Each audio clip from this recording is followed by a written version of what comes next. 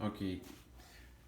Bom, aqui é um DME, a central da BMW. O que aconteceu? Domingo, metendo cacete, né? Entrei, saí, entrei na 95, segunda, terceira e já perdeu força. Beleza. Pesquisei a central, $1.700 nova. Abri a central, tirei do carro, já sei o que aconteceu. Ó.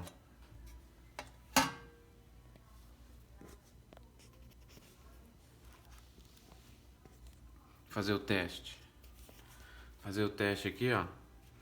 Cilindro 1, 2, 3, 4, 5 e 6.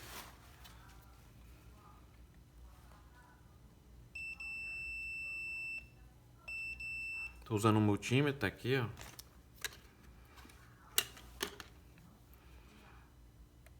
O centro sempre tem que ter continuidade, mas as laterais aqui, ó, não pode ter continuidade. Tem que só o centro. Vamos começar pelo cilindro 1.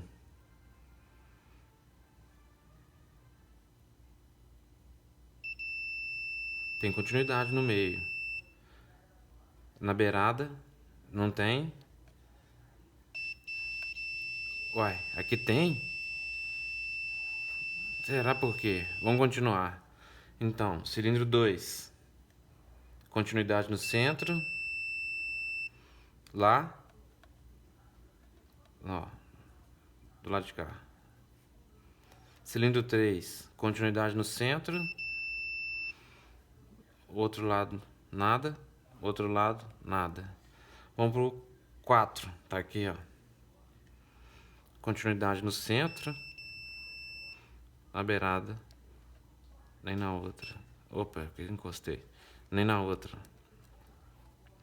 Cilindro 5. Centro, continuidade. Beirada. E aqui também. E vamos pro último. Cilindro 6. Que é esse aqui, ó. Centro tem continuidade. Aqui não tem. Nem aqui. O problema tá onde? Continuidade do cilindro 1, ó. Aqui por dentro ele passa continuidade e dá como misfire. Aí, ó. No centro pode, aqui não. Nem aqui. Igual os outros, ó. No centro, aqui não, aqui não. Os outros, ó. No centro, aqui não, nem aqui. Todos no centro, aqui não vai, nem aqui. Mesma coisa. Aqui não vai, nem aqui.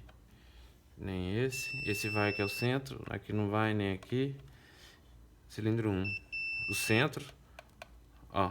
O lado de cá também dá.